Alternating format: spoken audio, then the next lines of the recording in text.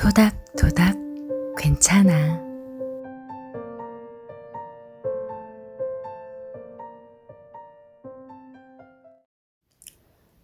TV에서 했던 만화 중에 제가 가장 좋아하는 건데요. 주인공보다 친구가 더 예쁘고 청순한 공주 스타일도 아니고 제발 머리 스타일 좀 바꿨으면 하는 캐릭터였어요. 뭘까요?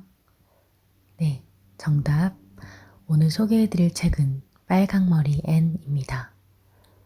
저는 동화책 중에서도 왕자랑 행복하게 살았습니다로 끝나는 책들이 아닌 왕자를 위해 물거품이 되어버린 인어공주를 가장 좋아하고요. 영화 애니메이션 니모를 찾아서에서도 니모 아빠 옆에 있는 블루탱을 더 좋아해요. 일주일 전쯤에 아는 언니가 빨강머리엔 책을 다시 읽어보니 완전 망상가라면서 너랑 똑 닮았다고 하더라고요. 아주머니, 어른이 되어 간다는 건 그런 나쁜 점이 있는 것 같아요. 이제는 조금씩 알 것 같아요. 어릴 땐 그렇게 간절히 바랐던 소원들도 막상 이루어지면 상상했던 절반만큼도 멋지거나 신나지 않는 것 같아요. 아주머니도 저랑 같은 기분이라니 정말 기뻐요. 얼마나 힘이 나는지 몰라요. 앞으로 그 문제는 너무 걱정하지 않을래요. 하지만 걱정할 일은 또 생기겠죠. 새로운 걱정거리는 늘 생기더라고요. 골치 아프게 말이에요.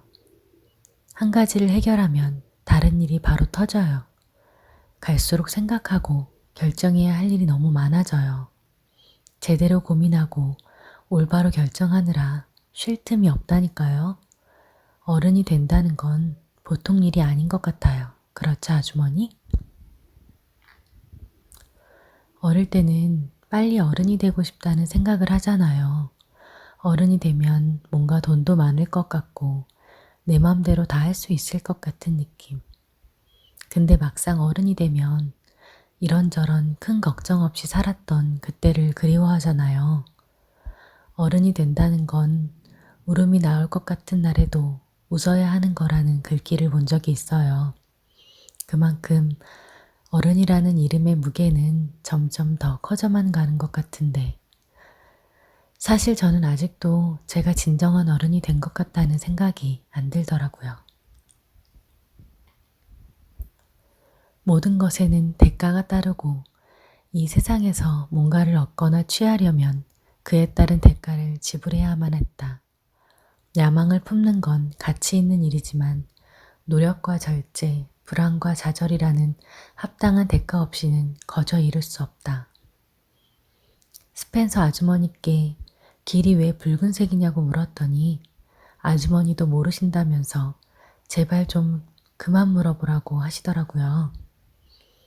제가 질문을 1000번도 더 했다면서요. 제가 그런 것 같기는 하지만 물어보지 않으면 모르는 걸 어떻게 알아요? 최선을 다해 살면 그에 따른 대가가 주어지리라 믿어요. 퀸스를 졸업할 땐 미래가 고든 길처럼 제 앞에 뻗어 있는 것 같았어요. 그 길을 따라가면 중요한 이정표들을 수없이 만날 것 같았죠. 그런데 걷다 보니 길 모퉁이에 이르렀어요. 모퉁이를 돌면 뭐가 있을지 모르지만 전 가장 좋은 게 있다고 믿을래요. 길 모퉁이에도 나름의 매력이 있어요. 아주머니, 모퉁이 너머 길이 어디로 향하는지 궁금하거든요.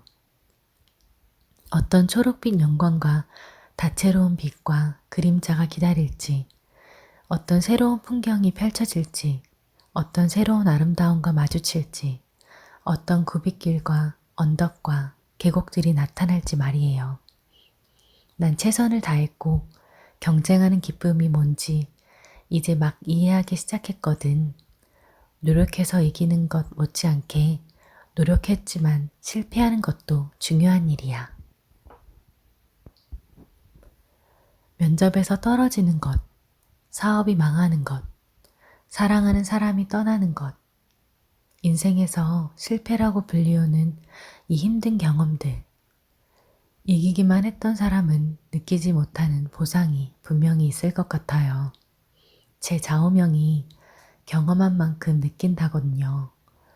아무리 나라면 안 그럴 것 같아 라고 하던 사람도 막상 자신이 그 위기에 처하면 헤어나오지 못하는 경우들을 보게 되니까요.